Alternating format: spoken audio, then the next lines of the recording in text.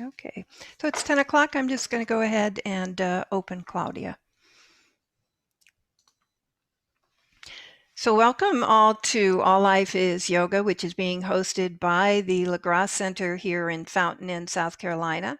And my name is Rade, and I am joined by my colleague, as always, Vladimir Yatsenko. And the foundation of LaGrasse is really the integral yoga teachings of Sri Aurobindo and the Mother. And one of the first steps in their integral yoga is to deepen our awareness of who we are, both in terms of our outer nature and personalities, as well as our innermost being. So this month, as we continue our series on the spiritual sciences of India, you'll see that many of them serve as gateways to a more profound and more intimate understanding of ourselves. And today, Claudia Anfuso will share with us how Indian palmistry can be a very powerful tool for both inner reflection and for self-discovery. So a renowned expert in her field, Claudia is an astrologer, advisor, teacher, and event producer. She is inspired by her explorations of meditation, yoga, tantra, Vedanta, and other spiritual sciences, including Vedic astrology, Vastu, Chinese pole star astrology, and of course her topic today, which is Indian palmistry. Claudia speaks on these subjects worldwide and leads a consultation business. So today she would like to keep this talk as engaging and interactive as possible. And so she will be pausing periodically and asking if there are any questions. And so we've decided that we'll be using the both the Q&A box, which is at the bottom of your screen, and you can type it anytime throughout this webinar, a question you may have for her, or you can raise your hand, the little blue hand, just raise that. And when she pauses for questions, we will unmute you and ask you to speak. So without further ado, Claudia, I will turn it over to you. And we are so very much looking forward to your talk today. Thank you, Radhe, and thank you to LaGrasse for this invitation to share. The challenges of modern technology have it that I can't see everybody, which would be my dream, to see and feel and look at the entire body, and we'll explore more of why of that in a moment. But I'm really happy that we're here. And I'd like to start off with just a little quick informal poll. If you want to just type in the chat where you're coming from, where you're tuning in from today. I don't know if everyone's going to be able to see what everybody types in, but yep, they should be able to see. Because it says it's going to the panelists. So England, Fort Lauderdale, London, Montreal,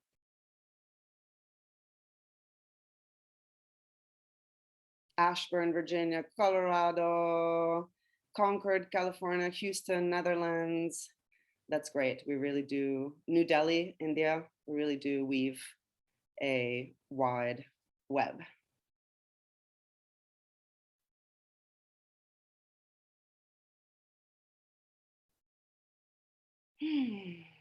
All right.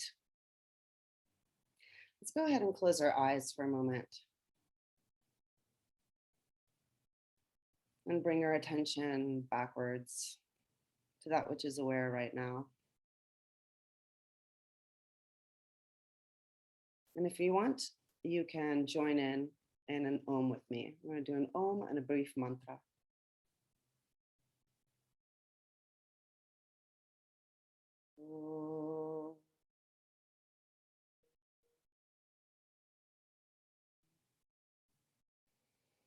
Om Sahana Bhavatu, Sahano Bhunaktu, Sahaviryam Karavavahai, Tejasvinavadhitamastu ma vidvishavahai. Om Shanti Shanti Shanti.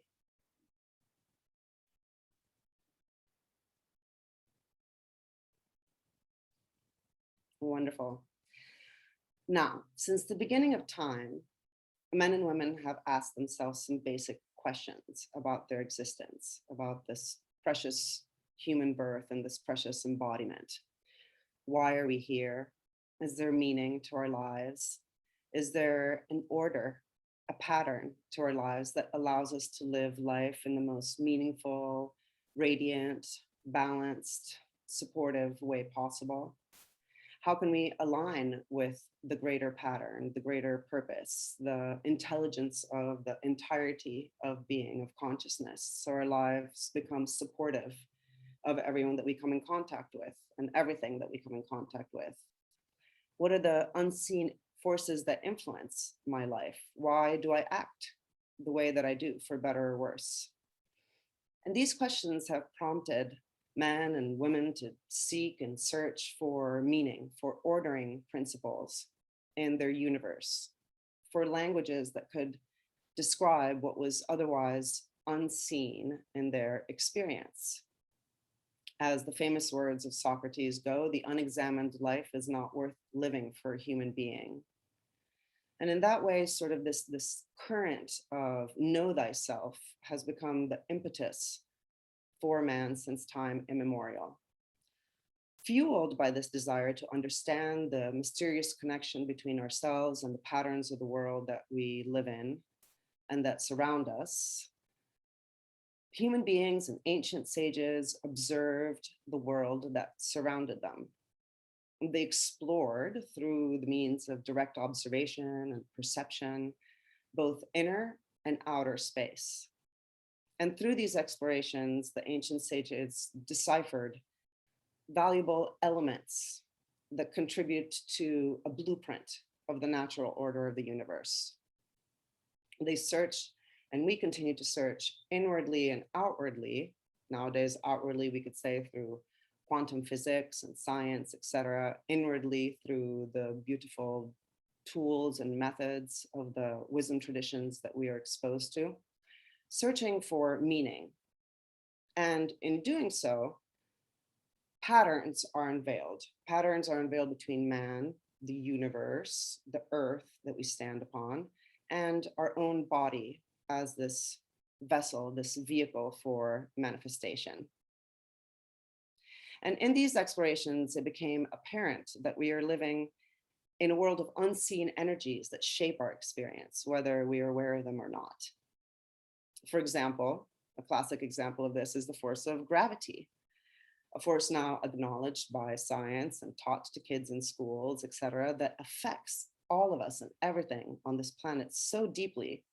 And yet it's unseen to us. It is what we would call in Sanskrit adrishta. In Sanskrit, we use the a to negate whatever words comes after it. So if drish and drishta is to see, adrishta is all those unseen forces that, as subtle they may be in being unseen, affect us all the time, regardless of whether we are aware of them or not. So we exist in this current, which is unseen, or adrishta. And this is at the core of all the divination sciences to emerge out of the Indian subcontinent. The exploration of these patterns to reveal the connection and the correlation between all things, to divine that the unseen currents that affect us as part of the larger pattern of manifestation. Divine etymologically literally breaks down to divine, the wish of the gods, to that which is divine and related to gods as consciousness expressing as everything. What is this language of manifestation of life, this journey that consciousness takes through the world and our bodies? In these explorations, it became apparent how our destiny is crafted from threads of unseen influences that operate on various levels. We could say that there's three main branches of what we would call divination, or looking for these patterns. One is what we could call heaven luck, what the Chinese call heaven luck, which is basically the sky.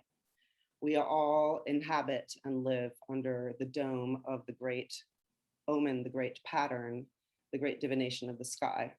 And cultures all over the place have turned their attention to the patterns of the sky in order to understand more deeply patterns in man. And that's heaven luck.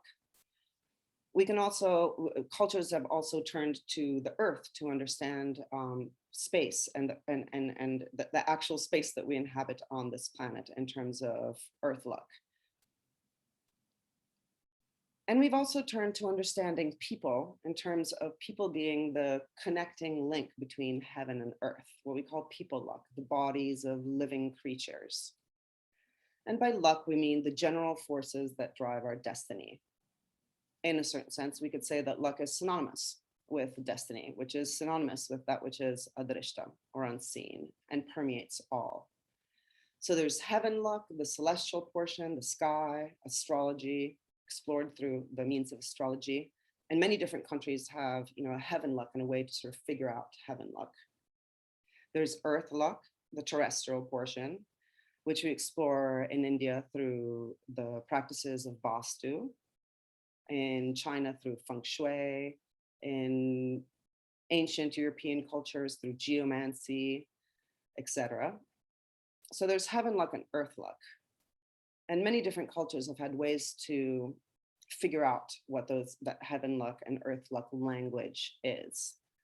And in between, touching the heavens and the earth, stand people. Literally, where heaven meets earth is in us, in our consciousness, in our awareness. We are the ones that connect things.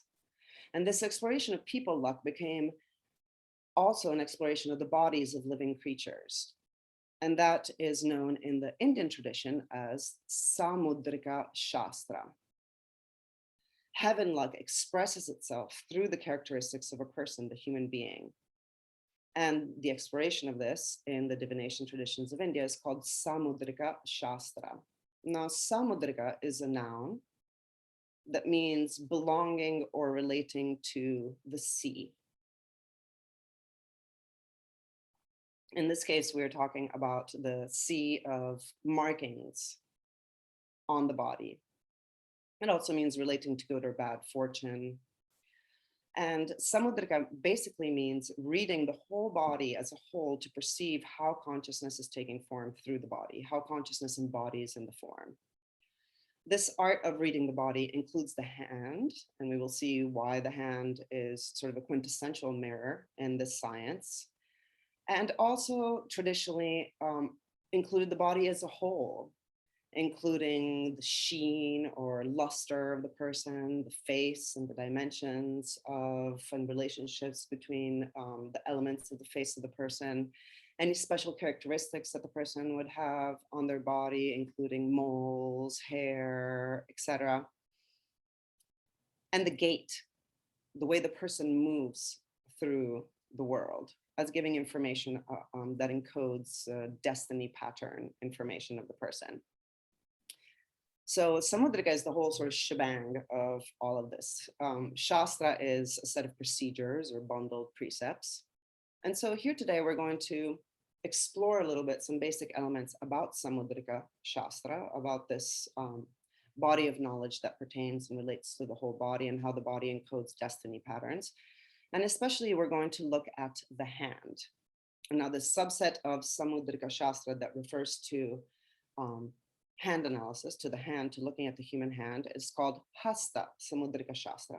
In Sanskrit, Hasta, amongst many of its meanings, also means the hand.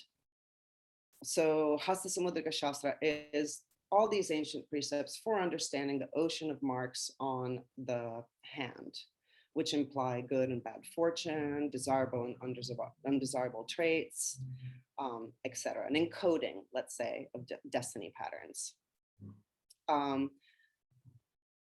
In Hasta Samudrika Shastra, the structure of the hand, along with its lines and markings, and we'll look at some of the basic elements today, are interpreted as symbols that indicate the likely trajectory of certain areas of the person's life. The hand becomes an omen, a portent of our tendencies, our talents, psychology, and all manner of underlying potential. Hasta gives us a means to access the karmic blueprint that pervades and subtly colors our perceptions and our behaviors. And it helps us become aware of our tendencies and how our individual filters influence our actions and therefore the world around us. This awareness empowers us to influence, to the best of our ability, the interplay between fate and free will in our lives. The more we are aware of our propensities and strategies, the more we can exercise flexibility in our choices when we interact with our environment. So the gift that hand analysis offers us is the gift of becoming aware of our own patterns. But it also encourages compassion of others by helping us understand their unique character as expressed through their hands. And so, for example, someone with a hand that displays characteristics of the fire element, and we'll look at what that means later as well, may feel compelled to move on with one task from a task before it is completed if they have a lot of fire in their hand. They will jump from task to task just as the flames of the fire jump.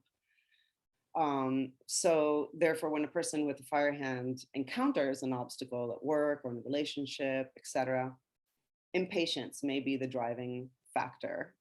And that's important information to know in the journey of discovering ourselves and what influences us. Empowered by the insight of hand analysis, this person can learn to relax, invoke patience, and remember that there might be more productive strategies available to them than walking away from it all sometimes. Likewise, it can give us compassion for what might at other times be inexplicable actions, let's say. So learning the language of hand interpretation and how certain behavioral patterns show up in our hands is a lifelong journey, accessible to anyone, basically, who's curious about this science. The human hand becomes a mirror of the trajectory that awareness takes through the human form. So, what is the difference between Hasta and palmistry? I've heard of palmistry. You know, most people in some way, shape, or form have heard of palmistry. And Hasta Samudrika is, we could say, Indian hand analysis or Indian palmistry. But to just sort of say it like that is to sort of oversimplify it and strip Hasta of its power, which is its powerful roots. Hasta is born out of the Vedic tradition's nutrient soil and is much more than just a collection of dry facts to be applied in a rote-like matter. It is born from the Vedic sampradaya or tradition or established truth transmitted from one teacher to another. It is a sacred tradition. And it is, while there are some interesting, for those of you that might have some experience in Western palmistry or have learned some things here and there, there's an interesting hybrid of Hasta meeting versus palmistry there's many similarities and crossovers between the two, but Hasta still remains a much more ancient tradition than Western palmistry, revealed by the rishis, the sages of the ancient world, the ancient mystics of old, along this path of helping us to know, because every being wants to know. So once a language of interpretation is assimilated, then Hasta becomes a means to access that which is unseen and influences everything. Now, why the hand? The ancient sages have known something, and I'm going to show you guys a picture here. Give me a second.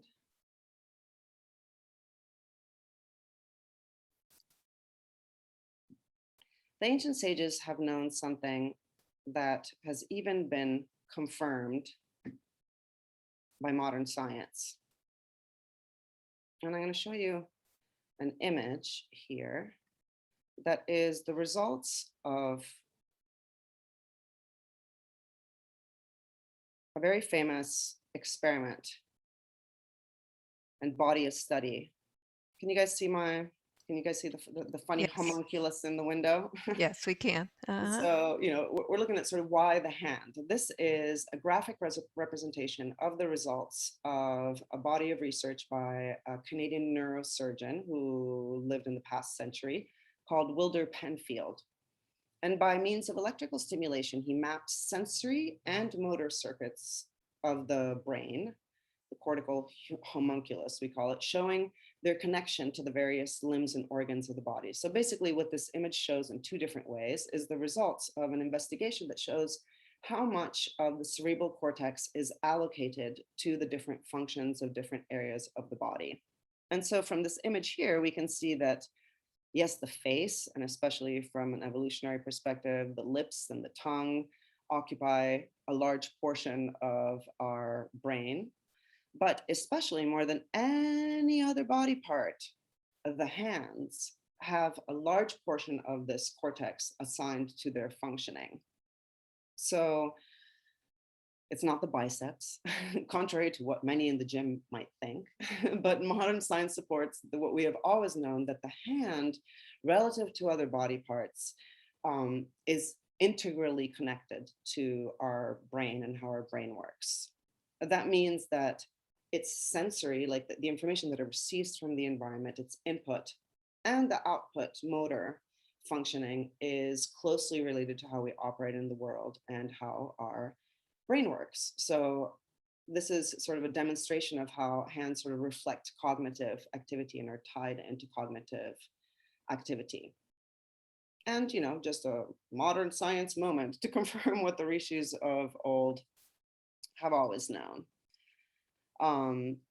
And this is basically just why, Mukhya Samudrika is also really interesting, the looking at the face. And that's something that my teacher hasn't taken as much time as I wish he had to share that knowledge. But for now, we will start with the hand. Another reason, one of the reasons that palmistry goes hand in hand, you see, palmistry is a sister science to Jyotisha. For those of you that might be exposed to that tradition, Jyotisha is Vedic astrology.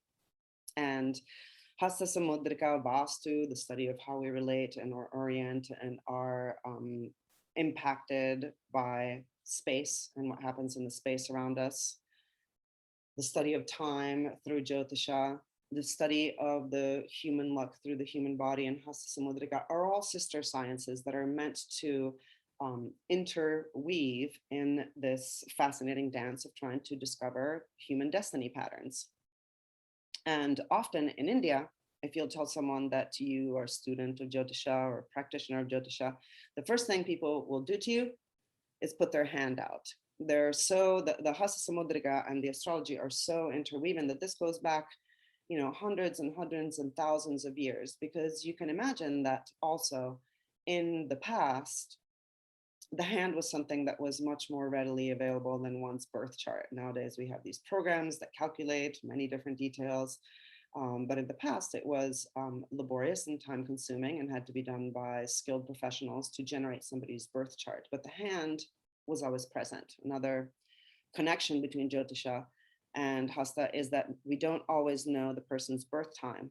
A lot of people are born in contexts where they just don't have access to that information of at what time they were born. And the hand is a tool that helps rectify a birth chart, can help also, it's another one of what we call in Sanskrit darpanas, or mirrors, to access these blueprints of the universe. Permit me 1 second.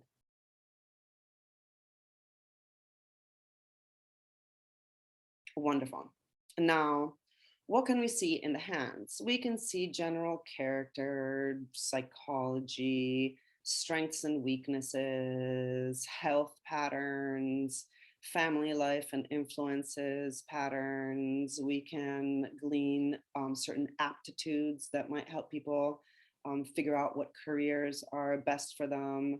We can look at the manner of thinking of the person, the way that they express verbally, their interests, their the strategies that they're going to tend to bring to relationships. And therefore it can be an optimal tool also in compatibility and understanding two different people and how they might bring different strategies to bear onto things. We can get information about travel, spiritual tendencies, and so on and so on. The practical applications of Vedic palmistry are incalculable. Parents can learn how to better communicate with their children. Husbands and wives can learn how to more openly express their needs to each other. Artists can find better ways to channel their creativity. Students can use the mirror of the hands to develop greater discipline and concentration. Athletes can use it for focus and training. Investors can fine-tune their attitudes towards money and make more sounder decisions, and so on and so on and so on. Now, because the lines in our hands change, and that's a question that usually people have, wait, are they always the same? Do they change? And for anyone that has spent some time looking at their precious hands that they've had with them their whole life, they will see that our hands change as our actions and attitudes change. And therefore, also looking at our hands through handprints, through pictures, etc., can serve as a barometer of personal growth. We can see how far we have come and where we need to go simply by sort of comparing handprints from before, earlier on in our life and now, by looking at the difference between the left and the right hand that we'll talk about in the moment, and so on and so forth. In India, there is a chant that is done in the morning before descending from bed. Do you know this one, Vladimir? Maybe you can, if you know it, you can pronounce it for No, us. no, I don't know. What is this chant, Okay. please? It's part of a ritual of like when we come into consciousness in or waking consciousness in the morning and get ready to sort of get out of bed and touch the ground and connect with life. There's a morning chant in India that has to do with the hands, in which the person looks at their hands, and the chant goes, Karagre vasate Lakshmi, Karamadhye Saraswati, Karamule Stita Gauri, Prabhate Karadarshanam, which means in the fingers and the fingertips dwells Lakshmi. In the middle of the hand dwells Saraswati. At the base, the mula of the hand dwells Gauri. Prabhate Karadarshanam. In my hands is reflected my destiny. May I reflect myself in my hands. And it's a way to, eventually to see, well, how am I showing up today? If my hands represents my destiny in the world, how is that wisp of an intuition line going? Are there parts that have congestion in my hand? Is my lifeline nice and rosy and deep, and so on and so forth? So it's really tied into the tradition, this fact that the hands are a reflection of our embodiment. And learning and studying about palmistry is also just plain fun. It is, on a certain level, much more intuitive than trying to learn astrology, although I'm also an astrologer and I love that. And it's just a great way to sort of enrich our mind and discover something about ourselves while learning an ancient skill that we can share with our friends and family as well. And it's, for me, it's fun whenever I'm also studying a chart or curious about a public personality. I can look online on the internet and I can usually find pictures of their hands. Hands are always around us. It's a way to sort of never be bored again because there's always hands to see, and there's always, and it keeps us present and connected to our perception and presence, therefore. So yes, it's a sister science to Jyotish. Also in the way that the astrology chart, the Jyotish chart, can be a starting point, and Hasta Samudrika, and looking at the hands, can show us, since the birth chart, when we're looking at a birth chart, is at the moment of birth of the person, the hands show what has transpired also since that moment of birth. So the impact that our choices, our decisions, and our discrimination have had upon our lives so far, which is another reason why it's such a great tool. which leads to a question, as I was saying before, that many people have, do things change on the hand? And this is an interesting question. Now, the more something is related to the structure of the hand, the less likely it's able to change drastically over the life of the person. But some things do change, and some things change rather noticeably. For example, we can notice a lot of change on the main lines of the hand. And this is not something we're going to notice from one day to another, but usually sort of over a couple of years. I tend to print my hands every couple of years, and the people that I know every couple of years to see those changes. And sometimes they can be really stunning. And there's some markings and some smaller lines that also can come and go also in the matter of months. Are lines going to jump over on the hand and go into different channels? Not quite, but there is a certain amount of sort of evolution and change that we can see on the hand. So let's embark on a journey of hand exploration together with some basics, whatever we can do today in half hour left to us. But before we do that, I'm wondering if there's anybody that has any questions so far. Again, you can type them in the Q&A window, you can type them, you can send them in the chat, you can raise your hand. I'm also here to listen to what you are curious about sharing today. And we do have a question in the chat box. They wanted to know the name of the morning chant so they could learn it. So they can ask Swami Gugalananda. Perfect. I'll look it up in a moment and I'll find it for you, and I'll post something that we can put in the chat. Yeah, and also anything else any other information that you want to send later, we can send out for all people registered that information. That's right. I have some articles about the basic lines and the basic element types that I think might be informative to people that are here. So we can also send that out. So a question that showed up in the chat also is about the difference between the left and the right hand. And that's something we're going to get to today, definitely. So when we are talking about exploring the human hand, we tend to have an idea that means looking at the little markings or looking at the lines, but we actually start with the overall hand. We look at the entire hand. We don't just look at the palm. It's the entire hand that reflects the structure that we're looking at. And so there's a basic sort of anatomy to the hand, right? The hand goes from the wrists to the tip of the fingers, and we have the palm, and we have the fingers, thumb, index finger, middle finger, ring finger, and pinky. And Hasta Samudrika, these fingers are related to grahas or planets and different elements, and so on and so forth. And each finger has its own meanings, but we look at the fingers in their entirety. Each finger can have its own characteristics. It can be bent, it can be straight, it can be short, long, it can have particular markings, etc. And we look at the mounds of the hand. The entire surface of the hand is divided into what we call in Sanskrit sthanas, which just means places or areas of. In Western palmistry, they're referred to as mounts. But I find that sthanas is a more appropriate word because sometimes those areas will have a mount, like for example, usually on the base of the index finger and at the base of the thumb. This is the Jupiter sthana. This is the Shukra or Venus sthana. But other areas have depression. So mounts is the whole study of, hey, the whole entire surface of the hand is divided into areas that correspond to certain meanings. There are planetary correspondences, there are deeper Hasta Samudrika correspondences,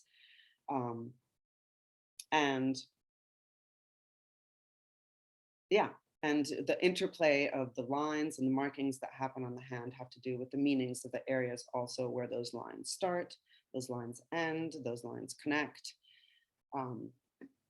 And what kind of markings we find on them. When we're looking at the hand, we also look at the lines as well. We look at fingerprints and fingerprint patterns. Sometimes those fingerprint patterns are found on the palm of the hand because the Koshopama Lakshana, they're dermatoglyphics.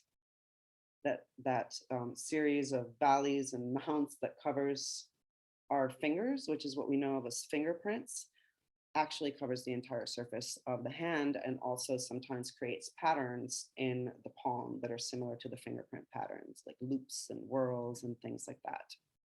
So the palm definitely reflects sort of a more primal aspect of our nature and our deeply held beliefs, our sort of ingrained patterns of thinking that have shaped our attitudes and behaviors over many lifetimes. And our fingers represent the channel through which we consciously express who we are in all different arenas as dictated by the different fingers, but they're sort of the visible part of the iceberg. And so one of the things we can say is if we look at the hand, generally, this part, the palm part of the hand, is more sub or unconscious, less amenable to our consciousness, while the fingers are the part of our consciousness that is that we are most conscious about. And if you'll think about it, even when you think about using a tool or something like that, we are always ever more aware of what our fingers are doing in space than our palm. So this maps out also to our experience. And so there's a basic sort of procedure when we're looking at analyzing the hand. And that procedure, again, does not start from the study of the little markings, but it is really about a careful evaluation of the entirety of the hand. So we start by looking at the entire structure of the hand. And one of the things we can do at that point is by the interplay of what size and shape the palm is, whether it's more square, whether it's more rectangular. This is a rectangular palm, for example. And whether the fingers are long or short with respect to the palm, we can start to kind of put together and glean which one, what hand elemental type a certain hand is. You know, hand shape in some way, shape, or form assessment is something that we see in many, if not all, traditions of palmistry across the globe. And because the Indian tradition holds at its core the vibrant understanding of how awareness manifests through the 5 elements, what we call the Panchamaha Mahabhutas, the 5 great elements, and the theory associated with them, we can start our hand exploration by assessing which element is predominant in a set of hands. What is the element that is going to be the foundation through which the other features of the hand will express? And we'll look at some of the hand element types together.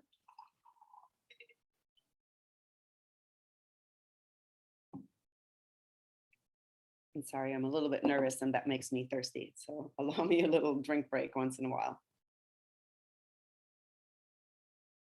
So again, when we go back to the whole entire procedure of the hand, first we look at the whole. What is the shape? Then we go through some basic categories. Is the hand big or small with respect to the person? Are fingers long? Is the palm rectangular or squared? What is the skin type? What is the consistency? What is the flexibility of the hand and the fingers? Then we add our exploration to the fingers as a set. Is the hand being held wide or is the hand being held narrow? And some things are really intuitive. For example, I can tell you that when we have someone put their hand down to do their handprint, we have them shake their hand so they relax it and then they place it down. And they place it down on the surface, and how widespread or not the person naturally in a relaxed way places down their hand gives us an immediate gauge of their level of introversion versus extroversion. Right? That's intuitive. And that's something that, you know, if you were trying to actually glean from a 2-dimensional horoscope of someone, a Jyotisha chart, whether on the fly, if the person is extroverted and introverted, that's not as easy. For example, in Jyotish, you would have to bring in many different factors. Well, who rules the ascendant, and where's Saturn, and what's happening, and what phase are they in, etc. So that's just, you know, something when you see Claudia, the Italian, gesticulate with her hands widespread, that's an extroverted moment. And some people are just more, you know, there's all sorts of, at one point I was exploring like FBI body reading books, because they also encode some of these basic truths about, the person that hides their hands in their pocket, or what does it mean when they hide their hand in their pocket, but their thumbs are sticking out, and our thumbs are our finger of, willpower and ego and the exercising of that ego, and so on and so forth. So we look at the fingers as a set, the spacing, how are they set on the palm, their flexibility, that's another interesting category of analysis. Generally speaking, hand flexibility is connected to how flexible and adaptable the person is. And so, we can, in palmistry, I'll have people put the palm down on a surface, and you can do it for yourself right now on a surface next to you, but you put the palm down and then you sort of lift the middle finger, and you see like how far up does the finger go when it's flat on a surface. Don't break your finger, don't go too hard, but lift it. And 45 degrees is about average, let's say. And so some people have fingers that are more, that go up higher, that are more flexible. And some people have fingers that are more rigid. Some people can't even sort of barely lift the finger off the surface. So again, in general, for example, when we're talking about the flexibility of the hand, a flexible hand goes along with a more adaptable, compliant, changeable character, someone that's going to need more variety, etc. And a more rigid hand goes with more sort of fixed and changing and habit-oriented patterns.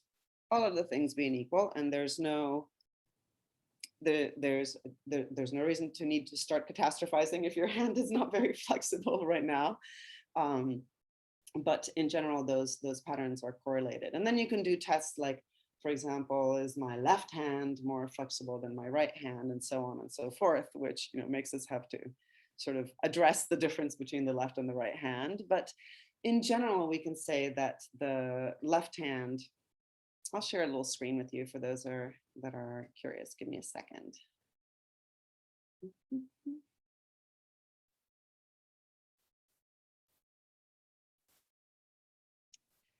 Give me 1 second.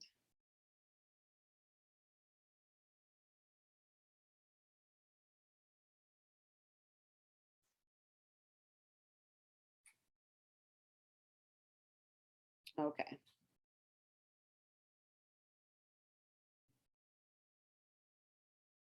Almost there.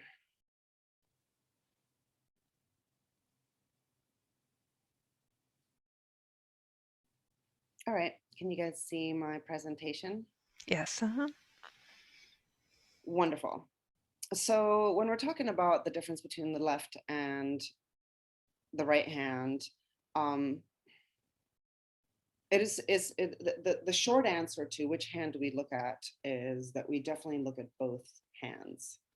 And we look at both hands for sort of different meanings in different areas of life, etc. But in general, some of the things that we could say, some of the differences between the left and the right hand, and this is very general, is that the left hand, which is usually the non-dominant one, is associated with the person's past. That means their family of origin. That means sort of where they come from. It can mean past lives someone does, readings on that level, etc. While the right hand and the dominant hand is more sort of the self that we project in the world, who we have become, where we are at present, our consciously held attitudes, values, beliefs, the traits that we have acquired, versus our sort of innate abilities that we can see in the left hand, and so on. So this is very sort of schematic, but ultimately we're going to look at both hands, because sometimes we're not able to hold up the self that we project into the world of the right hand, and we revert to patterns that might be found in the left hand. And there's a certain dance of integration where it's useful to see, well, how is the person in their inner world versus their outer world? Is there integration? What are areas in which there might not be integration? What are areas in which there might have been growth from what the person came into this world in terms of destiny patterns and where they are now, and so on and so forth. So, back to our flexibility exercise, we can play, okay, is my left hand more flexible or my right hand more flexible? Is am I more adaptable and flexible in my outer world than I actually am in my inner world? If my right hand were to be more flexible, and vice versa, if my left hand were to be more flexible. So this is in sort of beginner steps of how we start putting these things together. That obviously, we're want to study this language, can go a lot more deeper. There was someone before that asked a question about left and right, and if I'm not mistaken, so yes, do the two hands stand for different aspects of life? Yes, we've covered some of that. And if someone is left-handed, does the left hand become more important for their analysis? Again, we look at both hands, but definitely if the person is left-handed, then the left hand becomes more important in hand analysis. Ultimately, when we're working with left-handed people, we end up actually interplaying the hands a lot more, and we end up working with both hands a lot more, because some characters, some of those characteristics that I showed you a list of are irrespective of hand dominance. For example, the right hand is linked to left hemispherical kind of activity, and the left hand is linked to right hemisphere type of activity. And some of those categories switch if the dominant hand is actually the left hand. And I hope that's enough of an answer for right now. But ultimately, my guru's guru, Mantraji, when asked this question, which hand do I use, would say, use the hand that works.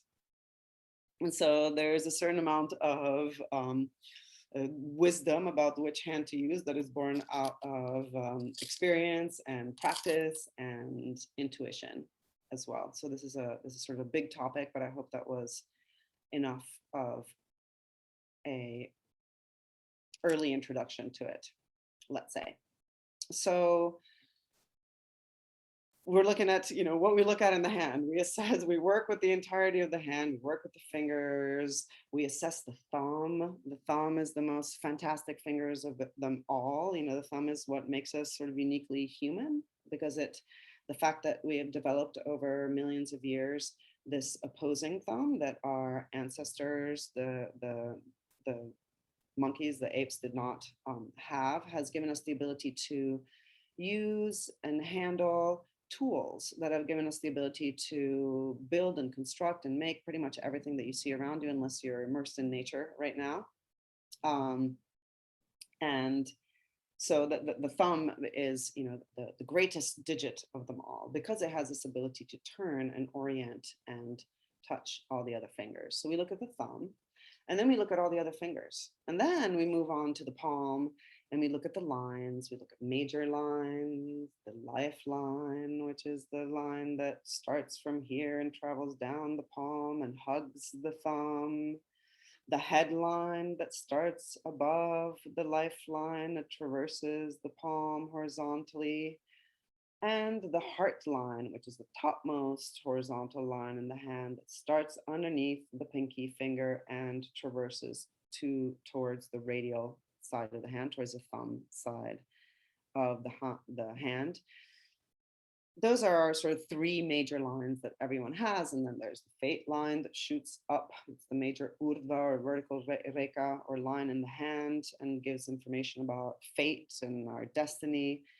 And then there's lots of minor lines as well. And lines can sort of be compared to the sort of large and small communication pathways expressed on a map, like roads. They can indicate our greatest talents and energies and our capacity to manifest them in our lives, and the probable direction in which they might lead us, and so on and so forth. There's minor lines, and then there's all sorts of markings. And here really the world of Hasta Samudrika shines forward with all sorts of mentions in ancient shastras about the conch on the hand, and the triangle, and the chatra, the parasol, and the star, and what happens if a star happens on different areas of the hands, if we find a star formed by multiple lines coming together, and all sorts of other markings. We have mentioned in the Puranas and in the great epics to come out of India of the markings for Aishwarya, for lordship, for leadership, that were to be found on the hands and the feet of great sages, on the hands and feet of Rama, of great lords of different times. And so this is really interwoven into the culture to a great extent. And Hasta Samudrika really does have a vast repertoire of what these other also smaller, let's say smaller because they're physically smaller, markings can be in the hand. So it's not just looking at lines, but Hasta Samudrika is really the evaluation of the entirety of the hand. Now, let's take a moment because we have, actually, I'd like to know if anybody has any questions, and then I'd like to show you some examples of different hand element types for the sort of overall element assessment of the hand.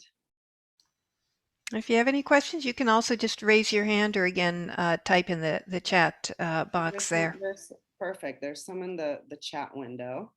It seems we have addressed if the dominant hand is the left one, then that's the one we primarily look at. But again, we look at both of them and the interplay between them. Claudia, can you throw some light on health patterns seen through the hands? Well, that's a very interesting question because the hand definitely is literally a window that is connected to our physiology and therefore has the ability to show health patterns. And it's actually in the arena of health that the hand has been studied more extensively in modern times also by the medical establishment. So there's been in medicine lots of studies done on whether it's dermatoglyphic patterns, so the patterns of the fingerprints on the whole surface of the hand, or nails and the correspondence between, because the nail is sort of a window to the inside of the body in a certain sense, so the correspondence between particular nail types and particular markings in the nails and specific health patterns, and so on and so forth. So there are, there can be a basic health assessment that is done through the hand as a mirror. One that we can generally do, for example, is that the famous lifeline that most people know, and the lifeline, again, sorry, I have much light here, but the lifeline is the line that starts here and hugs the thumb and goes all the way around. And everyone has some way, shape, or form of a lifeline. And, contrary to some of the myths of Victorian palmistry that have transpired through our culture and made it to us consciously or unconsciously, the length of the lifeline has nothing to do with the length of a person's life. That's sort of a palmistry myth, let's say. But one of the things that we can say is that there is a certain degree to which this line demonstrates the person's strength, energy, vitality, and recuperative powers. And so in studying Hasta, we go on to learn that the more this line sweeps out into the palm and goes towards the area of the moon, which is this side of the hand, so the wider it is, the more curved it is, the better marked it is. And the longer it is, then the more that is likely to correlate to more of those qualities of strength, vitality, recuperative powers, and so on and so forth. So one of the Sanskrit names for this line is Rohini Reka. And Rohini, amongst many different meanings, means to grow, but it also means red. And one of the sort of assessments you can do on this line is using your thumb and your index finger, you can just sort of spread it out. And again, there's too much glare here, but if I spread my line out, it's supposed to be sort of red and glowing. Is the Rohini red? And so on and so forth. Now, along this line, we also do timing of events in the person's life. So I hope that was a nice start for shedding some light on health patterns seen through the hands. There's also many more, of course. Another question came in about lines changing with age. I'm in my late 50s. Is there a chance of change? There is chance of change always. As long as your heart is beating and your blood is pulsing through this manifestation, there is a chance of change. And as I mentioned before, the lines do change. sometimes drastically, sometimes less drastically, but they do, and they, reflect our inner cognitive changes as well. All right, I'd like to show you some examples of the different hand element types, unless anybody else has a question. Vladimir, do you have a question? Many questions, but yeah. I'm just mesmerized with your presentation. It's so beautiful and so clear, and it goes deeper than it was expected. Usually people go straight to the lines, what they mean, like gypsies usually. But you look at it very differently, as a map of the whole being, as a map which is dynamically changing, and the elements which are coming into play and disappear from the play because they have already worked out. There's some element of the soul which is puzzling me, that which determines these changes. If I have a certain experience which changes my attitude towards life or myself, that would affect my relations with devatas, with grahas, with nakshatras, and so on. And that would change most probably the lines on the palm. So that kind of sacred element behind Yajamana, that involved soul, which is determining our destiny. We have a destiny and we have some free will, which is coming from that being involved. And that would be an interesting point of discussion, maybe. Yeah, that's beautiful, and thank you for throwing me into the deep end of the pool. But it's a big conversation, in Native, there's certain Native American traditions that when people meet, instead of the classic handshake, which is also a hand gesture that gives us lots of information, or a kiss on the cheek, they would hold up their hand as sort of an invitation card, as here's a map, here I am. And interestingly, the hand is, while the face can be taught how to lie, we call that acting in certain arenas, the hand can't be taught, can't be sort of artificially sort of changed and transformed. So it really does reflect now, do we want to call it a soul? Do we want to call it the adrishta patterns of conditioning that are arising through that particular form? I mean, for example, many Jyotishis that are exposed to this tradition, astrologers, will not look at an astrology chart if they also don't have the chance to look at the hand of the person. Because the hand really gives information about what is the people luck that is correlated to that heavenly luck that they might be looking at in the astrology chart. Because if the astrology chart says this is going to be fantastic, but you look at the hand and you see that there are certain other limitations, we could say that all astrology and all palmistry is about reading this energy of limitations, of constraints in which we dance, including this body, then then the heavenly luck will express through the human being, which is really kind of fascinating if you think about it, because even in Jyotish, we know that you can't sit someone down and teach them everything you know about astrology and have them make a program that just reads their karma, right? Because there's something that happens in the jnana, the consciousness of the doer of the science, that has been cultivated, that has been trained, that is irreproducible. It can't be falsified, and it can't be subjected to a mere matter of just calculation, let's say. So there really is, I don't think I'm answering your interest, but there really is something fascinating about it. All happens in here. Mm-hmm. The connection between earth happens, in the dome of the heart and the dome of the mind, call it consciousness and awareness, call it in these inner domes is where the magic of all these divination science happen. And the hand is right there.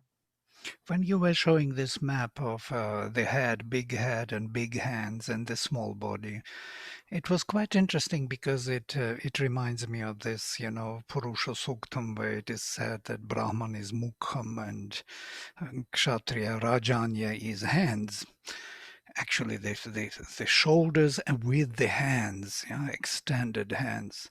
And these extended hands is a Kshatriya power, power of embodiment, of ruling within the manifestation. It is that, let us say, Svadharma, which is expressed through Svabhava as the Mukham. Mukham is more what we are here to achieve, and that's how we achieve it. It will be embodied and manifested through hands. They are that bridge which connects our inner spirit to the manifested body. And in that sense, of course, they are the mirror of everything what we bring into manifestation and how we change. Yeah, and I've been reading a book put out a couple of years ago by a Danish scholar, academician, who translates a lot of shastras, and he wrote a book about the sort of whole body of knowledge around the human body and its study, both from Mesopotamia to the ancient Greeks and then to the Indian tradition. And in the Indian tradition, what I'm understanding now even more, because my teacher didn't, he taught some history, but just enough for us to actually start learning the science, was that this, at first this was kind of an exclusively kshatriya kind of art. In a certain sense, it was for the warrior ruling classes. In learning the markings on the leaders, we still see that in the, most of us have seen the movies of the Dalai Lama reincarnating or some emperor reincarnating in China, and they go and they find the kid and they look for also markings in their hands and their body. But this was really sort of a careful evaluation that started at the base of the soles of the feet and went all the way to the tip of the hair. So really we have this, and then there's descriptions of course, the perfect fig shaped tree man, where the length from the tip of your Saturn middle finger to the tip of the other middle finger is exactly the same as, you guys can go measure yourself tonight, as your height, and how that is also, the Vitruvian man proportions that we see at the foundation of Leonardo da Vinci's explorations and drawings. So, and the fact that in a certain sense, the hands, it's interesting because it's not like the hand really becomes a mirror for what the experience was for that, that awareness. And so more than, I mean, you can have a car accident and I can have a car accident, and it can show up in many different ways, because for you, maybe it wasn't a big deal, or, or a breakup, let's say, for example, there's a breakup. For me, it can be devastating and it'll show up in my hand in a certain way, and it'll show up in a different way in your hand if that breakup, as big as it was, didn't really have that much impact onto your field of consciousness. So it's, yeah, it's a beautiful darpara. It's a beautiful mirror. Yeah, it seems too, as you're speaking, Claudia, that really, because I come from an Ayurvedic background where we do read the face and the lines on the face. And then, of course, even the ears, right? You can read the ears, or you have iridology where you're reading the eyes. So it seems like every part of our body is like a hologram, right? Of our entire inner and outer life. It's reflective in both. And as you were saying, the different proportions of the body, the reading, I had someone that read the lines at the bottom of the feet in addition to reading the lines of the palm. So it's just, it's a really wonderful or amazing or miraculous that any part of us, even just like you said, even just a thumb and just that top portion of the thumb can tell you everything. It's this whole holographic concept that every part of us reflects exactly what well, indications of what we are. Mm-hmm. And it correlates to certain thing. I think one of the things to always remember with Jyotish, with the hand, with everything, is that we're not talking about causation. We're not saying a particular marking or a particular planet in a particular position in the sky causes something to be a certain way. That is very sort of mechanistic thinking that comes from modern science that there's nothing wrong with. But when we are in the land of that which is unseen, when we're in the land of that which is sort of beyond physics and metaphysical, we're really talking about correlation, and that becomes that liberates these sciences from just being an ending point, right? So many people are like, oh, I see this in my chart, that's just my thing, and we argue our limitations, and sure enough, as You mean Richard it's Bach not that said, way? It's really not that way? as Richard Bach said in Jonathan Livingston Seagull, argue your limitations, and sure enough, they become yours. But what we're looking at, when we're looking at the chart, when we're looking at the hand, there are correlations. There tends to be a correlation between this pattern and a particular pattern in the person's life. Is it really happening? How is it expressing?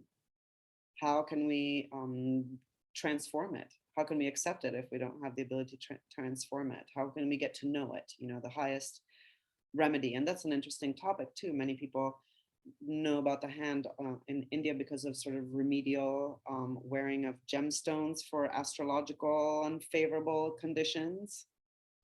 But when we study upaya or that kind of remedial measures, the highest upaya is understanding, more than throwing a 2-carat diamond at it. It's, do you understand the pattern? Are you able to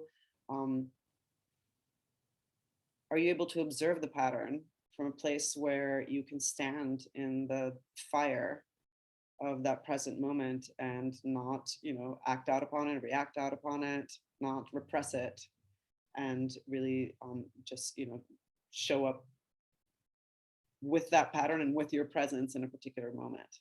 Does that make sense? And that's, Yeah. you can say that that's the essence of meditation in daily life. And, Basically, you answered the question, which was there, but with that Yajamana present within, who is viewing his, these events in his life, and that unique view at maybe similar pattern for different people will be a different view, different understanding, because it's a different involvement of unique individual, and that makes it very complex and beautiful and dynamic. Mm. And that's I think from there is born the compassion that can come from studying and exploring these sciences, right? We realize it's so beyond the personal. There's these cosmic influences. We all have Saturn, we all have Rahu Ketu, we all have Mars, we all have all the planets, and they just dance and interplay and interweave in different ways in different people's lives at different times. And that, that really does become a tool for sort of humility and patience and curiosity. So I know we've gone slightly over. I did, yeah, if you guys are okay for now, maybe we can do one last round of questions if people have any in a moment. I'll just show you a couple of images. Somebody asks in the chat, sorry about this, somebody asks in the chat, what if one of the main lines are getting divided, bifurcating into long branches? Well, that really depends. It depends on what line. Generally speaking, and here, generally speaking, if a line is relatively clear and unobstructed and just bifurcates, and it does so in a way that is elegant and symmetrical, then that generally is favorable for the meanings of that line. Symmetry is one of our main ingredients in Vastu, in the study of shapes and what really constitutes something beautiful that resonates to us as beautiful. Symmetry is one of the main elements. So a fork that is symmetrical, even a trident that is symmetrical, can add strength and variety to whatever the meanings of the lines that it's found on. But if it's asymmetrical, or if it's like kind of like a tassel, with many different endings, like a string unraveling, then it can take away from the focus of the meanings of that line. So I hope that answers your question. And I'm going to go ahead and, yeah, as we were saying before, you know, this tradition, the Vedic tradition, has a beautiful understanding around how manifestation occurs as the interplay of the five colored lights, we could call them, but the five great elements. And let me go ahead and share this. I hope you guys can see my presentation. And these elements are from subtle to grosser: space, air, fire, water, and earth.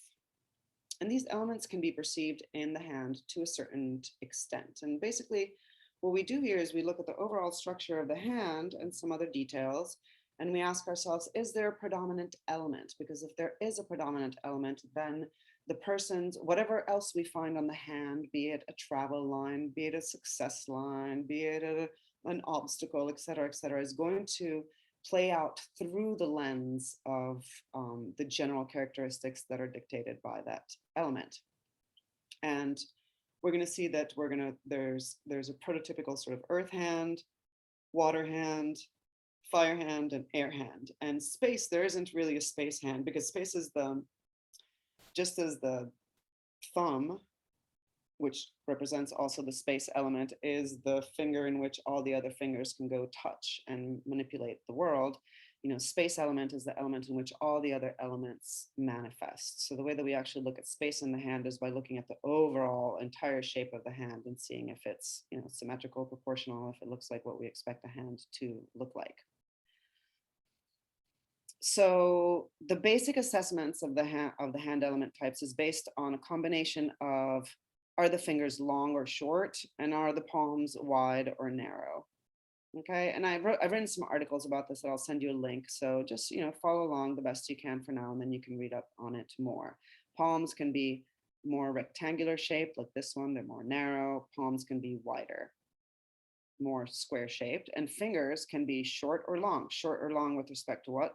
Well, with respect to the palm. So these are fingers that are short with respect to this palm, and these are fingers that are long with respect to this palm. And bringing together long and short fingers and wide and narrow palms gives us 4 different permutations. Short fingers and a square palm is an earth hand. So for now, forget about the things on the side and just look through these images as I bring them up and see if you get a feel, you know, for different elements coming through. Just look at them, you know, just empty your mind and be curious about them. This is an earth hand. It has a certain solidity, stability. These are people that orient instinctively through life. And you will find, if you're familiar with the elements through Ayurveda or anything else, you will find a lot of earth type qualities that shine forth in the life of the person in terms of practicality, reliability, and so on and so forth. Now I'm going to switch to the next hand, which is the water hand. The water hand is a lot more delicate, narrow palm, long fingers, lots of lines that look like ripples along the surface of the water. And these are usually hands that orient sort of emotively through life. So the emotional sort of filter is very important. So they can really be sensitive, empathic, and accommodating, adaptable, etc., so on and so forth. Then we have the fire hand that you can see has a rectangular palm and fingers that are actually short with respect to the palm, and lots of bright fiery lines that crisscross each other at angles and form triangles and things like that. And this is, you know, a hand that's going to have a lot of that is going to indicate a lot of fire element in the holder of that hand. So someone who moves intuitively through life, who is excitable, impatient, expressive, volatile, fun-loving, extroverted, and so on and so forth. And our typical air hand, which has a square palm and fingers that are actually long with respect to the palm. And this is our sort of intellectual hand that likes, that is reasonably emotionally well balanced and thoughtful and rational and intellectualizing things and curious and so on and so forth. And now if we look at examples, you know, this is another water hand example. Let's look and see if you feel the feeling of the element as you're looking through them. earth hand, earth hand, the line, it's like the earth hand is related to solidity and stability, right? And it's interesting how the lines on the earth hand will not even sort of cross the other lines, just like you can't cross two stones or pebbles together. And an air hand with long fingers, and a fire hand. So just a quick, and again, I'll send you a link where you can read much more about what that means and some of the things that you might want to use to see if you can element type your own hand. And of course, not everyone falls squarely within these classification systems, but that is a nice starting point. Some people have more than one element and so on and so forth. Wonderful, wonderful. Thank you, Claudia. I think all of us are going to be walking around looking at our hands here the next 24 hours or week or so. I did put in the chat box earlier on your website, where I'm sure you also have many of your articles, but it's considerastrology.com. I also just wanted to mention that we would love if the attendees have an interest in staying with Claudia on this topic. She has offered to put out there, if there's sufficient interest, a fall workshop on this topic. We don't know if it's going to be 4 hours or a day or how, but we do have a form that when you sign off of Zoom, it'll pop up, feedback form.